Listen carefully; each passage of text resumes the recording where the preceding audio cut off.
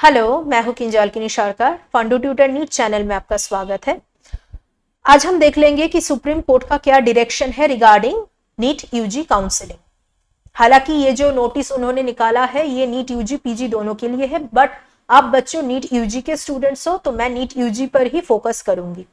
देखो, ये जो आपका नोटिस है, डायरेक्शन है, ये तो 12 तारीख को ही आ गया था, लेकिन 17 को आपका पेपर था, so I didn't want to disturb you. Exam देने से पहले ही काउंसलिंग के बारे में सोचना इज वेरी रॉन्ग। सो आज हम देख लेते हैं कि क्या होता था।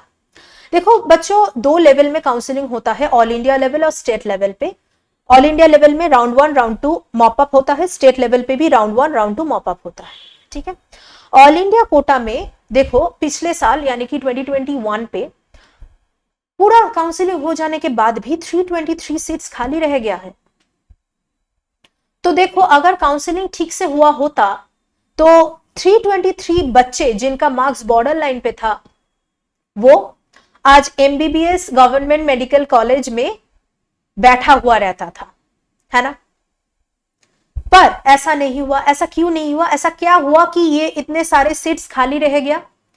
ये हुआ कि देखो, ऑल इंडिया कोटा में राउंड 1 में जिस बच्चे को एक कॉलेज मिल गया, लेकिन उसका जो कॉलेज अलॉट हुआ है वो उस बच्चे का ड्रीम कॉलेज नहीं है, तो बच्चे क्या करते हैं, वो बच्चा राउंड 1 में जो कॉलेज उसको अलॉट हुआ है उसको पकड़ के बैठे रहते थे और राउंड 2 पे पार्टिसिपेट करता था।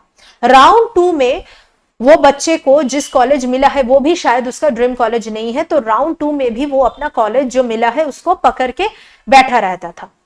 और फिर जब मॉपअप आता था तो वो सेम बच्चा जिसके पास ऑलरेडी 2 ऑप्शन है, वो सेम बच्चा मॉपअप में भी पार्टिसिपेट करता था, लास्ट ट्राई करने के लिए, देखने के लिए कि उसको अपने ड्रीम कॉलेज में एंट्री मिल रहा है कि नहीं।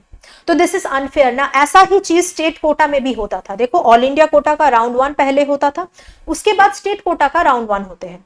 राउंड 1 हो गया, उसके बाद ऑल इंडिया लेवल का राउंड 2, फिर स्टेट कोटा का राउंड 2, फिर ऑल इंडिया कोटा का मॉपअप, फिर स्टेट कोटा का मॉपअप।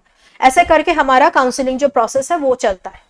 तो ये तो ऑल इंडिया कोटा में मैंने बोल दिया कि कैसे बच्चे सीट होल्ड करके रखता था। स्टेट कोटा में भी ऐसा होता था। राउंड 1 के बाद उन्होंने होल्ड कर लिया, फिर राउंड 2 पे पार्टिसिपेट किया, ड्रीम कॉलेज नहीं मिला, फिर राउंड 2 का कॉलेज भी होल्ड कर लिया, और वो सेम बच्चा जिसके पास अब 2-4 ऑप्शन है वो सेम बच्चा मॉपअप में भी पार्टिसिपेट कर रहा है। तो इससे क्या हो रहा है, कुछ बच्चों के पास 4 ऑप्शन है और किसी के पास जो जिसका मार्क्स बॉर्डर लाइन पे है उसके पास कोई ऑप्शन ही नहीं है। तो दिस इज अनफेयर ना। तो क्या किया, सुप्रीम कोर्ट ने एक ऑर्डर जारी किया, डायरेक्शन जारी किया, जो कि इस साल से लागू होने वाला है। देखो, पहले तो ये ऑल इंडिया कोटा का जो मतलब मामला था कि राउंड 2 के बाद वो मॉपअप में पार्टिसिपेट नहीं कर सकता अगर राउंड 2 में ही उस बच्चे का कोई कॉलेज अलॉट हो गया है। ये तो नीट 2021 के बाद ही, मतलब नीट 2021 के काउंसलिंग में ही लागू हुआ था। ठीक है, क्या था वो डायरेक्शन के अंदर? वो लोग ये बोला था कि राउंड 2 में जिसको सीट मिल गया है वो मॉपअप पे अपना रजिस्ट्रेशन नहीं करवा सकता। ठीक है, राउंड 2 से ही उसको एग्जिट करना पड़ेगा। और अगर राउंड 2 के कॉलेज से वो बच्चा खुश नहीं है और किसी भी कीमत पर मॉपअप पे वो पार्टिसिपेट करना चाहते हैं, तो उसको राउंड 2 का जो कॉलेज उसको मिला है उसको उसे गंवाना पड़ेगा, खोना पड़ेगा, और फिर मॉपअप पे उसको नया रजिस्ट्रेशन करना पड़ेगा। लेकिन उसको राउंड 2 पे जो कॉलेज मिला था वो उसको छोड़ना पड़ेगा।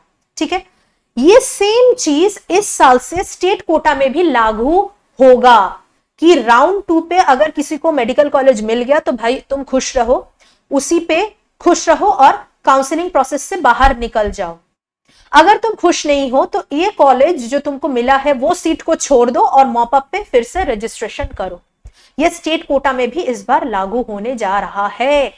तो क्या हो रहा है, बहुत सारे सीट्स जो खाली बचता था उसमें बहुत सारे बच्चों का एनरोलमेंट होगा। जिस बच्चे का मार्क्स अभी बॉर्डर लाइन पे है, मान लो 595, मतलब मैं जनरल कैटेगरी के बारे में बात कर रही हूं, और ये SC ST OBC EWS category के लिए भी होगा, पर मैं जनरल कैटेगरी के बारे में मार्क्स के हिसाब से बात कर रही हूँ कि जो बच्चा का 595, 590, 585 ऐसा मार्क्स आ रहा है, तो दे डोंट पैनिक, क्योंकि ये आपके लिए बहुत बड़ा एक न्यूज है। It's a good news for you.